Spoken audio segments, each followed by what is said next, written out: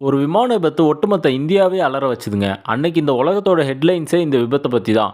இந்திய விமானத்துறையால என்னைக்குமே மறக்க முடியாத 1996 டெல்லி விமான விபத்த பத்தி தாங்க இந்த வீடியோல பார்க்க போறோம். இந்த விபத்து எதனால நடந்துச்சு, யாரோட தவறுனால நடந்துச்சுன்றத இந்த வீடியோல பார்ப்போம் வாங்க.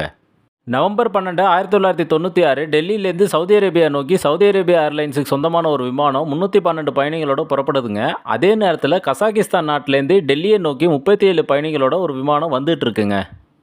இந்த 2 பிளேனும் ஒரே பாதையில எதிரெதிர் திசையில வெறும் 1000 அடி வித்தியாசத்துல வந்துட்டு இருக்கிறாங்க. அப்போ நடந்த சின்ன கம்யூனிகேஷன் எரர்னால உள்ள வந்துட்டு இருக்கிற கசாகிஸ்தான் பிளேனு தான் பறந்துட்டு இருந்த ஆல்டிடியூட்லேருந்து 1000 அடி கீழே இறங்கி சவுதி அரேபியா பிளேன் வந்துட்டு இருக்கிற பாதையில் நேர் எதிர் திசையில் வந்துருவாங்க. இதனால் இந்த 2 பிளேனுமே நேருக்கு நேர் மோதிக்கிட்டு இந்த 2 பிளேனில் இருந்த அத்தனை பேரும் இறந்து போயிடுவாங்க. இன்னைக்கு வரைக்கும் இந்தியாவில் நடந்த மிகவும் மோசமான விமான விபத்துனா இந்த விபத்து தாங்க.